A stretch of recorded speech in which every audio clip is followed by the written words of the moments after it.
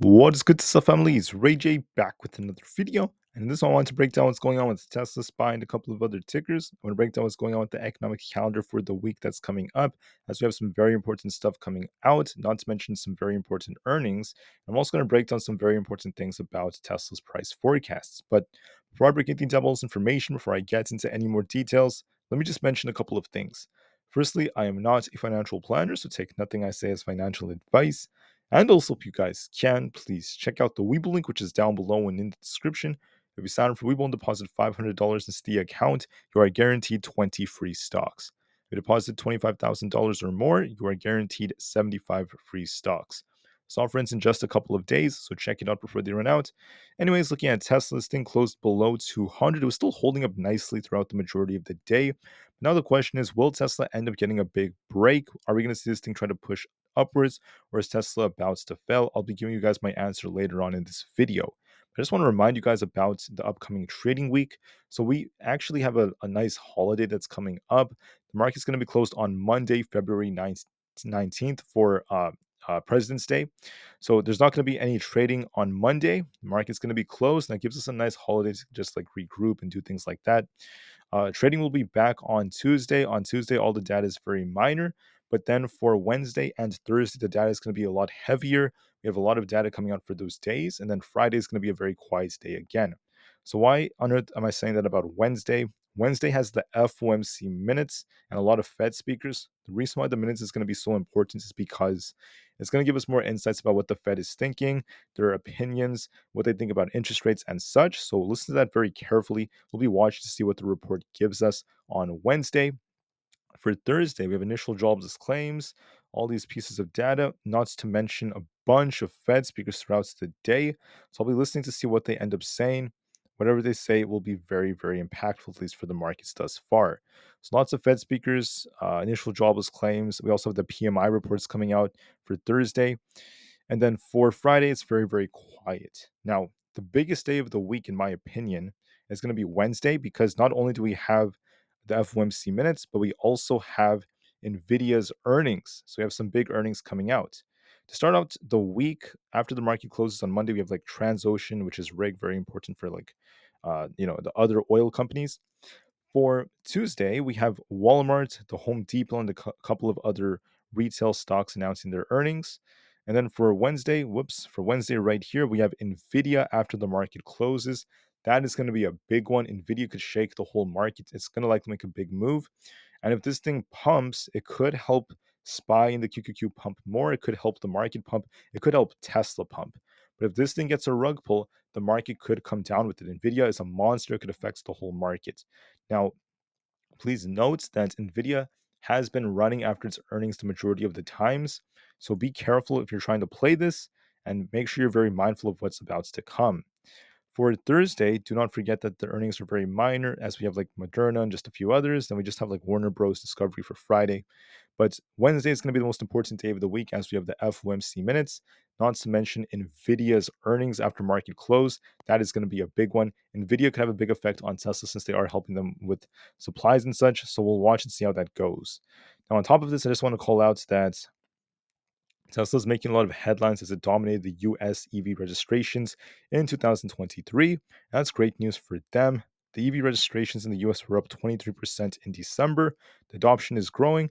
Tesla actually had 11% growth behind the market to some extent, but it's still doing well because you have to consider that there's so many other competitors making their way in, from Rivian to Hyundai and a few others. So that's why Tesla's overall share, excuse me guys, I apologize, overall share in the industry is going to decrease a little bit here and there. So Tesla's not going to dominate the US markets in terms of percentage as it has in the past, since there's so many other companies kind of joining in and competing.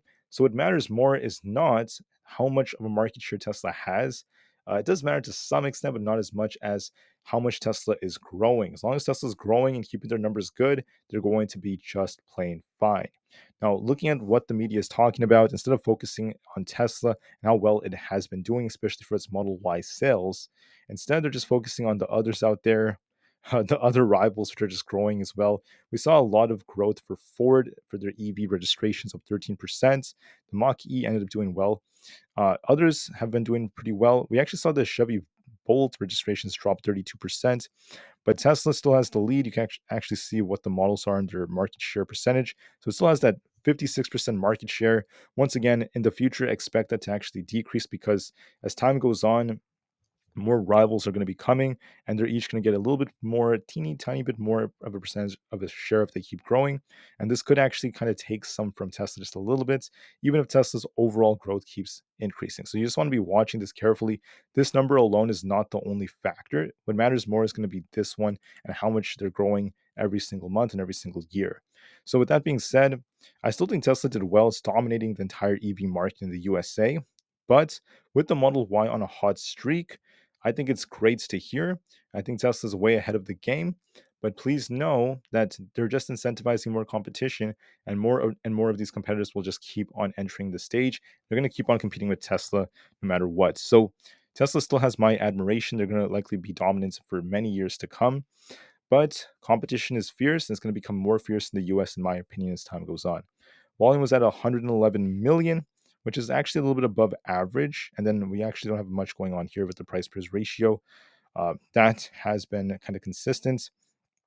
There's nothing changing here. We are seeing some strength in Tesla relative to before. And then Tuesdays tend to be green about 51% of the time. So I'm not really seeing much of a change. So, anyways, when it comes to Tesla, what do I see for the share price? Here's my answer. We have this left shoulder, we have this head, and we have a right shoulder. There's a very, very good chance that this could lead to more upside. But in order for that to happen, I believe that Tesla needs a catalyst because SPY and the QQQ are showing some weakness, and they could change thanks to Nvidia's earnings or something. But it also depends on the news and such, the FOMC minutes and etc. So I think that in order for Tesla to run, we need like a strong Nvidia earnings, or we need something, some kind of news to come out for Tesla to help it push a little higher. I'll be watching for that going into next week. Now, on top of this, let's just actually look at this from a levels perspective. One could argue Tesla's forming a flag right here, and if we get this breakout, it could just push right back up. We have an unfilled gap at 207 to fill, not to mention 212. So just be very careful. Now, SPY in the QQQ could be acting as an anchor to Tesla to start off the week, so there is a risk that it comes down a little bit more, but it could still bounce as long as we establish a higher low relative to about 190. As long as it bounces somewhere over here, it could still get a breakout and push to fill its gap. So Tesla, it could retrace a bit more. That's my warning to you, but it could still bounce later thanks to either Nvidia or some other piece of news, and it still has potential to push even higher as we're still on an overall uptrend. We have a nice inverse head and shoulders that's not complete yet. I do think Tesla could go higher, but we have to wait and see how things go. Now, what else is impacting this is Nvidia. Nvidia, I want to call this out because it's very important. Nvidia is range bound. We basically have 740 as resistance, and we have support at 725. If we bounce off 725, look for a push back up towards the resistance. If not, we're kind of range bound for the time being. If we lose 725, there's a risk of it coming back down, so just be very careful. And if we break 740, we could break to the upside. Now, what's going to affect this the most is going to be earnings. We'll see what move this makes and which direction it goes in. That's going to affect the whole market. For SPY, I'm a little bit concerned because we have like a double top leg formation. We got rejected two times off the not the forest, the 503 area. And we were either doing two possibilities. So I'm thinking that possibility number one is we turn bearish and we're about to start downtrending. Maybe Nvidia contributes, maybe we don't get much good news, and we just continue to sink. This is like the first possibility. And to turn bearish, you want to see it lose 494. So if we lose that, we're going to turn bearish and this thing is going to be sinking down, right? But the second possibility is this could just be forming a cup and handle, and Nvidia might help this to some extent. So we could see something like this where we have this double top, we reject it, we come a little lower, then we get Nvidia's earnings, and then Nvidia's earnings come out. Thursday's when we get the reaction. Thursday comes and we just see this thing rebound like this and complete the cup and handle. And we just start pushing out. That's another possibility. Excuse me. I wouldn't rule that out. It's still very possible that SPY tries to bounce. So I'll be watching for that just to be safe. So I'll be talking more about this in a later video, but for now, that's what I'm seeing. Let me just go over two more before I end the video. Same thing on the QQQ. Now, the QQQ could be establishing a new downtrend as we actually broke uh, down and we actually established a lower high. So if we keep downtrending, you're going to be watching 427, 429, then 427. And for resistance, don't forget to be watching 432 and then 434. We'll see what happens. I mean, I just like to be open minded nonetheless, and I just want to be optimistic. So we'll just have to wait and see. There could be a downtrend that's being established on the QQQ after this big rejection, but we'll see how Nvidia impacts it. So I'd rather just wait until like closer to Thursday to really see the move. Nvidia is going to be a big factor affecting this, and we'll see if we end up breaking all the way down to 425 or lower, or if we get a big bounce after Nvidia's earnings and push back above 436 and even 438. And then last but not least, we have the notorious Apple stock. Now, when you zoom out of the chart, look at this. Okay, what do we see here? You will notice that for the entire year, basically, Apple has been bouncing off 180 to 178 every single time we hit that this year. So if we lose 178, we're going to turn really bearish and we could start sinking more. But if we hold this 178 to 180 area, as long as we're above that, there's still potential for it to bounce. Now, all it's doing right now is it's trying to base at 182, but the trend is still bearish, so there is a risk of it coming lower.